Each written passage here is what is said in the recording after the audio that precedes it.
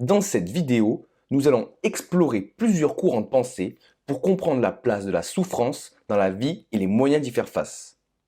Tout d'abord, il est important de distinguer deux types de souffrance. La souffrance physique qui vient de la douleur corporelle et la souffrance mentale qui découle de nos pensées, émotions et perceptions. Bien que la douleur physique soit inévitable et fasse partie de la vie, les philosophes et les courants que nous allons explorer se concentrent surtout sur la souffrance mentale, c'est-à-dire celle que nous ressentons à l'intérieur, souvent liée à nos attentes, nos désirs et notre rapport au monde. C'est cette forme de souffrance que nous allons étudier aujourd'hui. Pour chacun des courants que nous allons voir, nous allons aborder plusieurs points. Dans un premier temps, nous verrons la vision de la souffrance pour ce courant, pourquoi la souffrance existe selon eux. Nous verrons ensuite les solutions proposées par ce courant. Comment faire face ou transcender cette souffrance. Ensuite, nous donnerons des exemples pour chacun de ces courants. Pour ce faire, une situation commune, le stress au travail.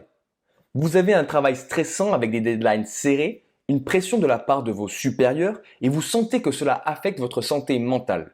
La question est, comment chaque courant aborde-t-il ce problème de souffrance mentale lié au stress? Dans le bouddhisme, la souffrance, nommée dukkha, est une réalité fondamentale de la vie, liée à l'impermanence des choses et au désir insatiable des êtres humains. Toute existence est marquée par la souffrance, car les gens s'attachent à des choses temporaires ou illusoires. La solution consiste à suivre les 4 nobles vérités et à pratiquer le noble chemin octuple, ce qui inclut la sagesse, l'éthique et la méditation.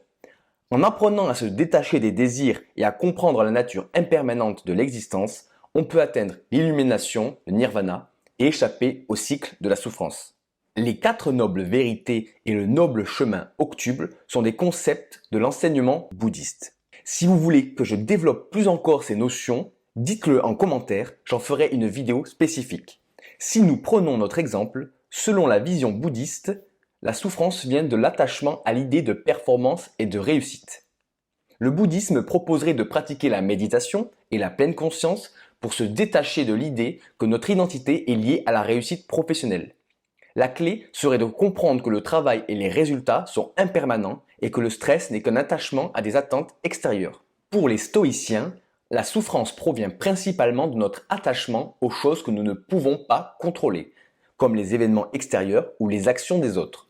Nous souffrons parce que nous avons des attentes irréalistes et que nous cherchons à éviter la douleur à tout prix. La solution stoïcienne est de pratiquer l'acceptation du destin, amor fati, et de se concentrer uniquement sur ce que l'on peut contrôler, ses pensées, ses actions et ses jugements. En adoptant la vertu, la raison, et en acceptant l'inévitabilité de la souffrance, on peut vivre en paix, quel que soit le contexte. Dans le cas de notre exemple, un stoïcien dirait de se concentrer sur ce qu'on peut contrôler, ses efforts et sa manière de réagir au stress, plutôt que les attentes des autres ou les résultats. Accepter que certaines choses échappent à notre contrôle et trouver la tranquillité d'esprit en remplissant notre rôle du mieux que l'on peut. L'existentialisme considère que la souffrance provient de l'absurdité de la condition humaine et du fait que la vie n'a pas de sens intrinsèque.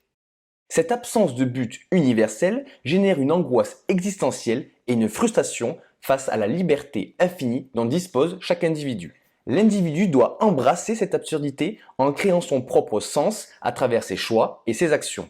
L'existentialisme propose de prendre la responsabilité de sa liberté, d'agir de manière authentique et de donner du sens à sa vie malgré l'absurdité, ce qui peut transformer la souffrance en un levier pour grandir. Selon l'existentialisme, le stress que nous ressentons est le reflet de l'absurdité de la situation. Il n'y a pas de sens intrinsèque à ce travail. Nous devons donc créer un propre sens dans cette situation.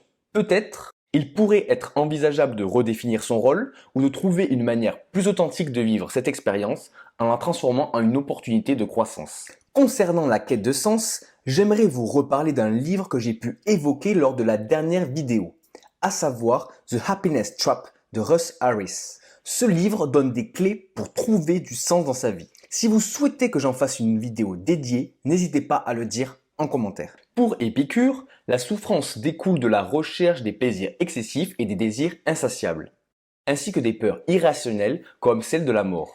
Les gens souffrent parce qu'ils sont piégés dans un cycle de désirs matériels qui sont souvent source de frustration et de douleur. La clé est de modérer ses désirs en se concentrant sur des plaisirs simples et essentiels, en atteignant l'ataraxie, qui est la tranquillité de l'esprit, et en cultivant une vie simple, exempte de perturbations inutiles, on peut éviter la souffrance liée aux désirs non naturels et à la peur de l'avenir. L'épicurisme nous conseillerait de revoir nos attentes. Sommes-nous en train de poursuivre un désir excessif de perfection ou de reconnaissance? L'épicurien dirait de se contenter des plaisirs simples dans son travail, de trouver la satisfaction dans des choses modestes et de ne pas se laisser envahir par la peur de l'échec ou la pression. Schopenhauer voit la souffrance comme une caractéristique fondamentale de la vie humaine, causée par la volonté de vivre, un désir aveugle et insatiable qui pousse les êtres à vouloir toujours plus. La vie est essentiellement marquée par un cycle de désirs et de frustration où le bonheur est rare et éphémère. La solution de Schopenhauer réside dans l'ascétisme et la contemplation artistique, qui permettent de suspendre temporairement la volonté. En renonçant aux désirs matériels et en se détachant de la volonté, on peut réduire la souffrance et trouver une forme de paix intérieure. Schopenhauer verrait cette situation comme une manifestation de la volonté de vivre qui nous pousse à désirer toujours plus.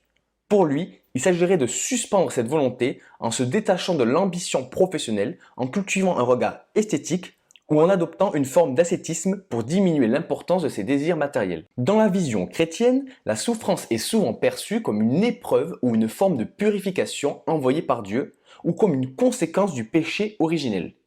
Elle est aussi vue comme une manière d'imiter le Christ qui a souffert pour racheter l'humanité. La souffrance peut être transcendée par la foi en Dieu et par la prière. En acceptant la souffrance comme une partie du plan divin et en s'efforçant de vivre selon les enseignements de Jésus, les croyants peuvent espérer la rédemption et la promesse d'une vie éternelle exempte de douleur. Un chrétien pourrait voir le stress comme une épreuve envoyée par Dieu, peut-être pour le tester ou l'aider à grandir spirituellement. La solution serait d'accepter cette épreuve avec foi et patience en cherchant la force dans la prière pour traverser cette difficulté et en confiant les résultats à Dieu.